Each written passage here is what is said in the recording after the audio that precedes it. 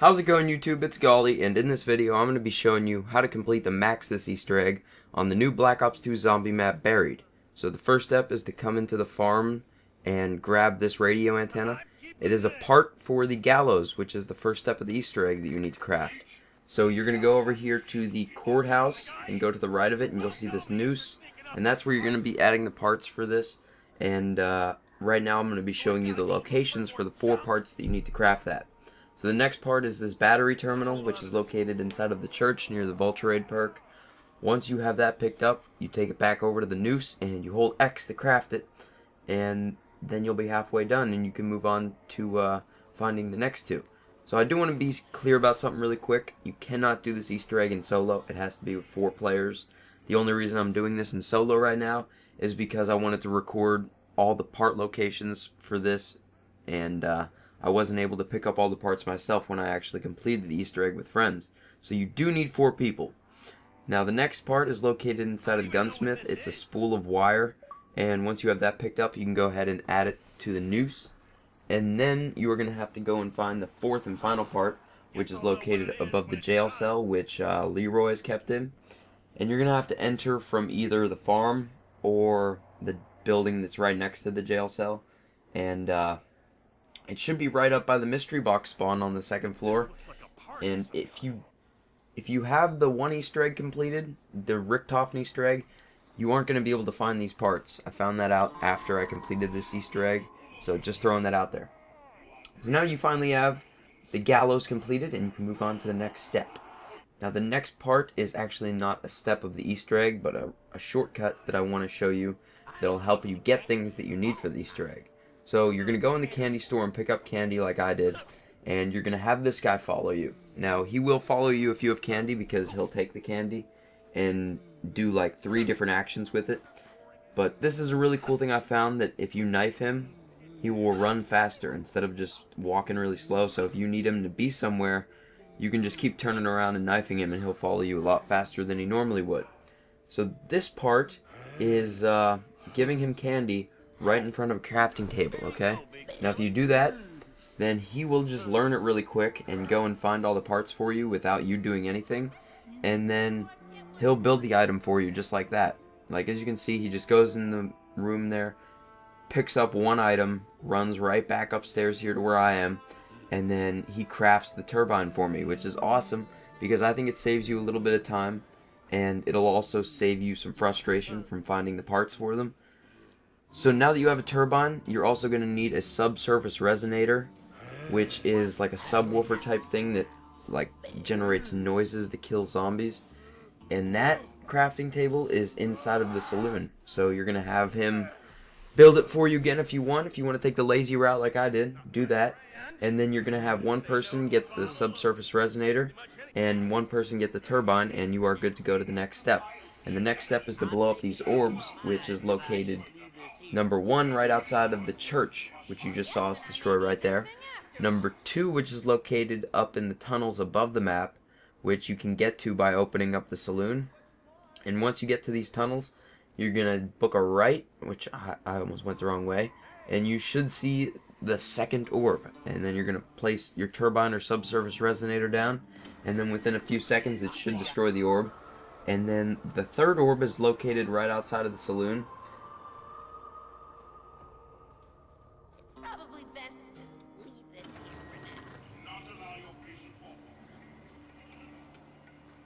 So the next orb is located outside of the mansion in the back, and it's kind of going to be hidden, but if you're watching this video, you should be able to see it.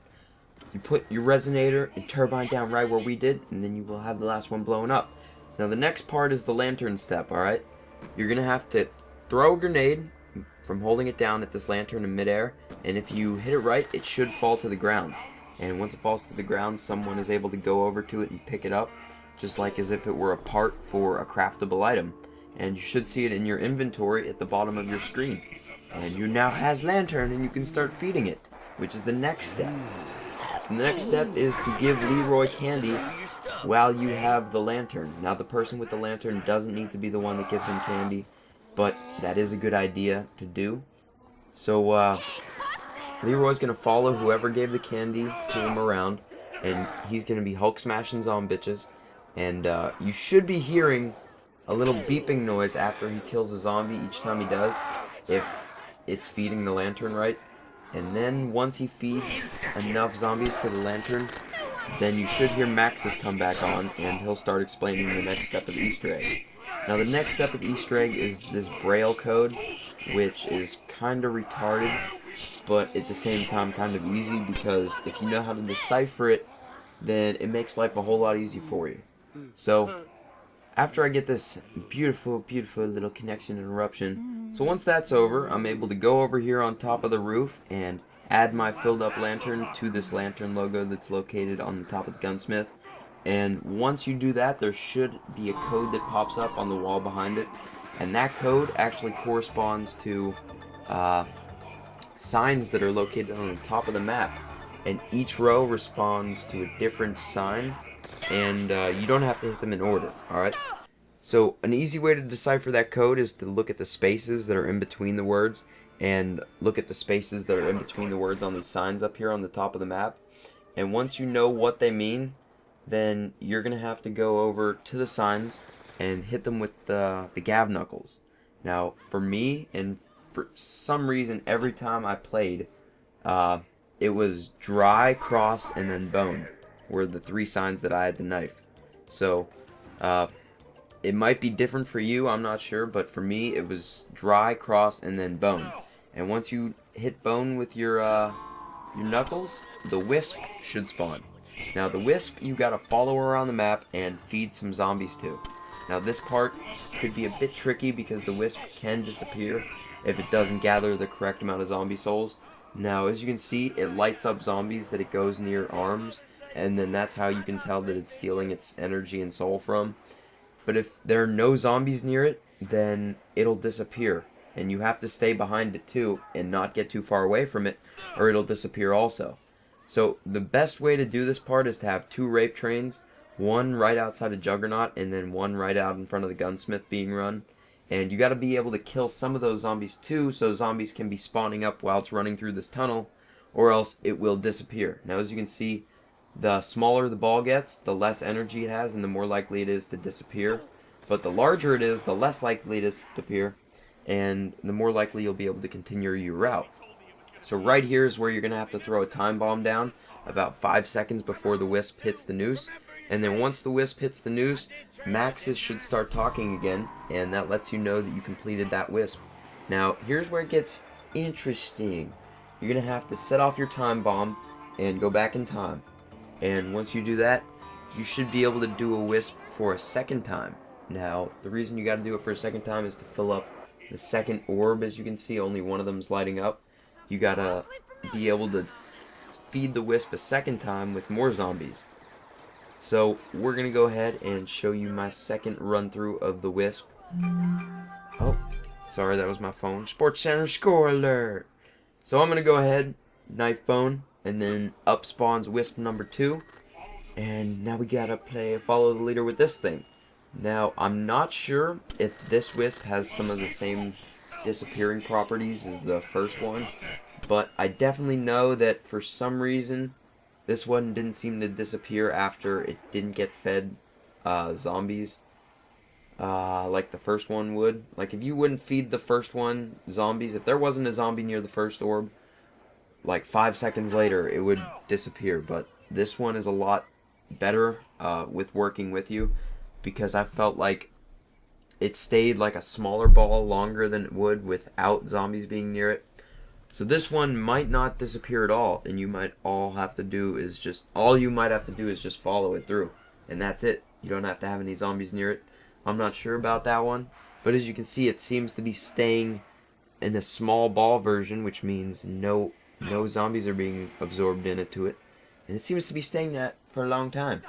So it's gonna go right into the noose, and then ta-da! Just like that, both of them are lit up, and that is that step of the Easter egg completed. So let's move on to the next step. Mwahaha! Now this part is actually a lot easier if you go ahead and give Leroy some candy when he's right next to a crawler, and if you do that, then he will actually pick up the crawler like so, and walk him around the map following the person that gave him the candy. And that can be really helpful because the crawler won't die that way, and you can just keep him like that for the rest of the round. So the next step is to set these bells off in the correct order that the lights pop up on the light table inside of the haunted house. So as you can see, there are 3 bells on the top floor of the farm.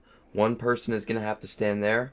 Another person is going to have to stand on the top floor of the candy store, because that's where 3 more of the bells are at. And then another person is going to have to be inside of the courthouse. And there are 3 more bells in there. So as you can see, you can hold X on these bells, and each one of these bells corresponds with a light. So there are going to have to be 3 people that are outside in the normal map area, and then there's going to have to be 1 solo ranger that is going to have to go inside of the house. Now, these bells are numbered, but you don't know what number they are until your friend tells you when you're inside of the house. So I'm going to be that one guy that goes inside of the house and goes up to the table. Now, I would recommend this person getting Gab Knuckles, because Gab Knuckles is a one-hit on these witches for a long time, so it's the best way to survive in here.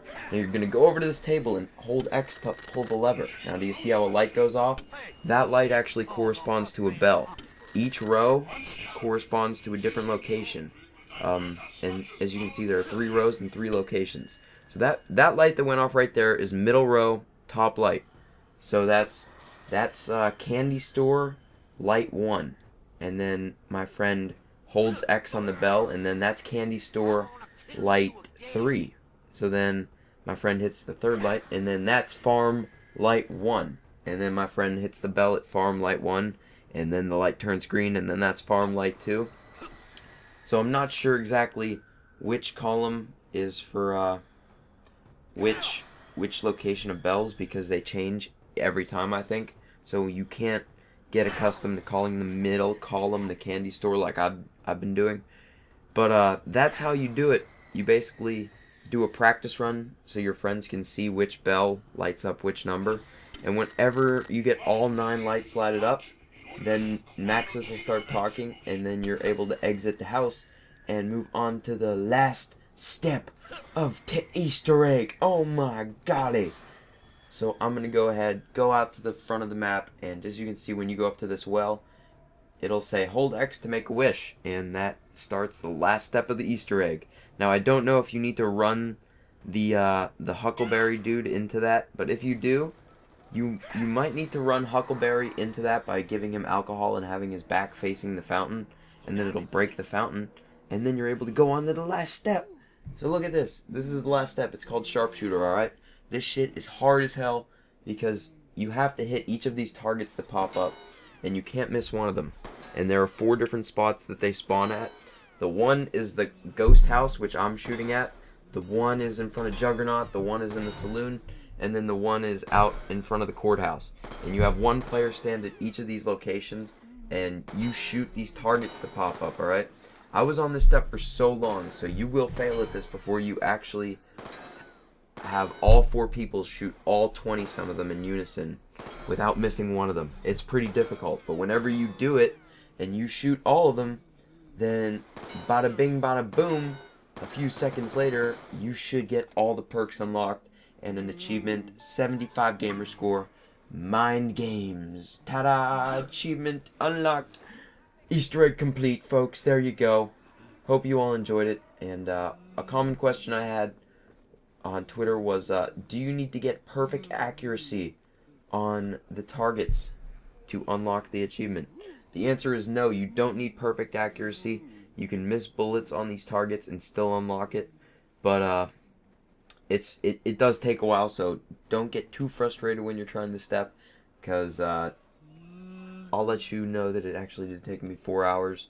Just throwing that out there, 4 hours for that step, guys. It was pretty insane. So if you want to see some gameplay of the 7 perks in action, I actually have a video of me having all of them at once, and it's round 31 gameplay. So I'll have an annotation of that on your screen. And this box you're looking at is actually an Easter egg completed chart. Now, each player is a different column, and the red light is for the Maxis Easter egg, the blue light is for the Richtofen Easter egg, and then the blue on the left is for the Easter egg on another map, either Transit or Die Rise. And the reason one of my friends red light didn't light up is because he joined halfway in the game because one of our teammates rage quit. But it's okay because we ended up getting the Easter egg complete and finding out how to get all the perks. So I hope you all enjoyed this video, found it useful. If you did, remember to rate it and subscribe to my channel for more gameplay. And until next video, guys, peace!